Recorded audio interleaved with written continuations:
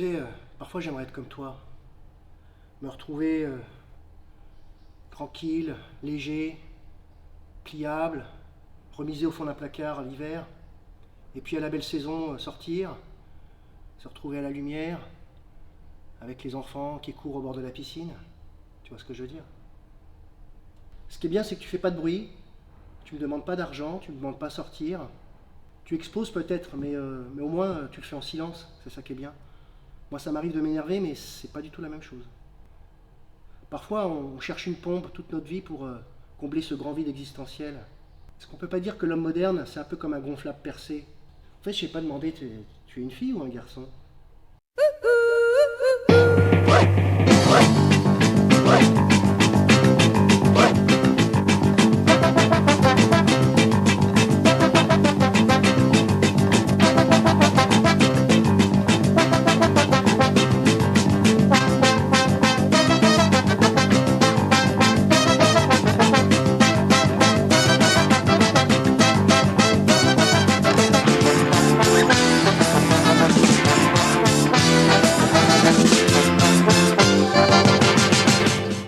Cor, bonjour, merci de t'accueillir dans ton univers, j'ai envie de dire.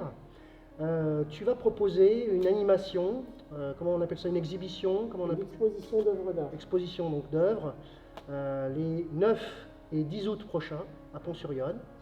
C'est ça. Donc dans cette salle des fêtes de centre-ville. Et c'est l'occasion donc de faire découvrir l'univers des gonflables. Tu es un passionné. Un passionné. Comment tu es rentré dans cette passion? Comment ça t'est tombé dessus?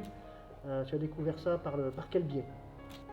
Alors en fait, j'ai toujours aimé les gonflables depuis mon enfance. Et ça fait une vingtaine d'années. Et du coup, je me suis dit, bah, je peux pas être le seul à aimer les gonflables. Donc quand j'étais au lycée, j'ai fait des recherches et je suis tombé sur la communauté des gonflables. Et je me suis dit, ah, bah, c'est cool, au moins il y a des gens dans le monde qui sont comme moi à aimer les gonflables. Donc voilà, après, bah, je me suis lancé sur YouTube en fait.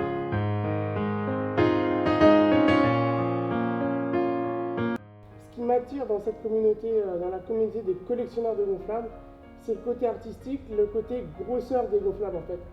Vous, le public, vous avez toujours connu les petits gonflables, les crocodiles, les bouées de plage que tout le monde connaît depuis plus de 40 ans. Et bah, moi, du coup, je me suis intéressé à les collectionner. Et quand j'ai vu qu'il existait des modèles sur mesure comme on a derrière nous, bah, je me suis dit, bah, vas-y, let's go, vas-y, je commence une collection de gonflables.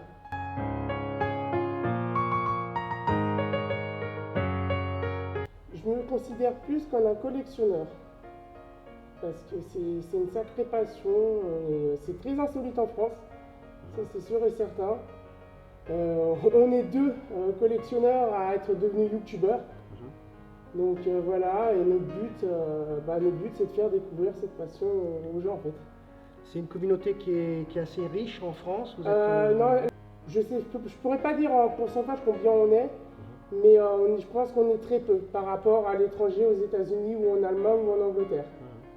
Et donc, qui dit collection dit recherche donc de pièces. Ouais. Donc, c'est des recherches qu'on fait sur Internet. Alors, il y a des modèles qui sont fabriqués sur mesure, donc c'est quand même des éditions limitées. Donc, généralement, pour se procurer ça, c'est des précommandes.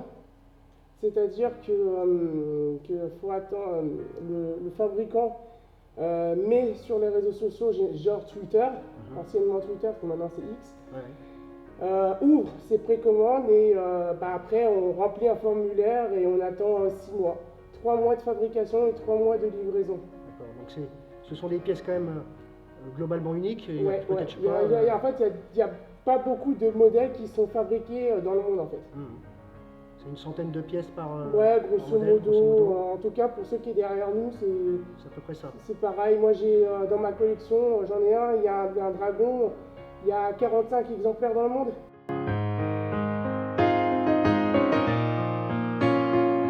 Alors oui, j'ai des pièces qui sont quand même assez insolites, assez rares, notamment ceux qu'on a derrière nous. Ça, pour moi, c'est des pièces qui sont assez rares et très compliquées à retrouver si j'ai un souci dessus, surtout en France. Ouais. Ouais. Donc à chaque fois en plus il faut les envoyer à l'étranger pour les faire réparer. Oui, je connais quelqu'un, de nom, je ne le connais pas personnellement, mais je connais de nom quelqu'un qui fait de la réparation gonflable.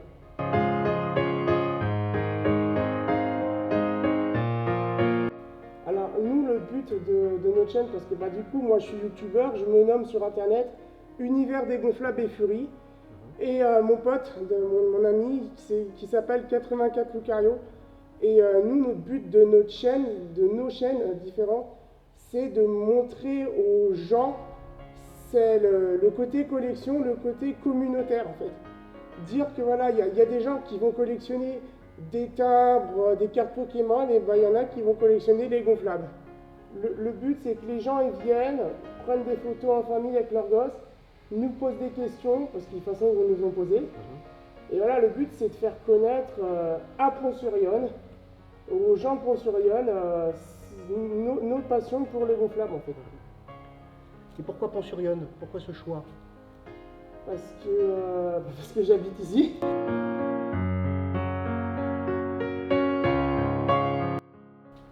Alors le message que je souhaite passer, c'est surtout, venez découvrir cette passion assez insolite en France. Nous sommes les 2 seuls youtubeurs à proposer cet événement en France. Et voilà, le but c'est de vous faire découvrir cette communauté, que les enfants viennent, puissent faire des photos à côté des gonflables.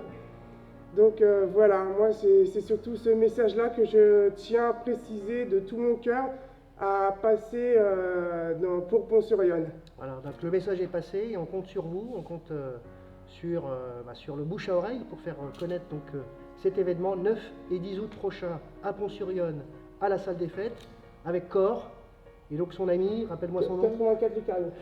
Voilà, merci en tout cas et puis donc rendez-vous dans quelques semaines pour cet événement à Pont-sur-Yonne.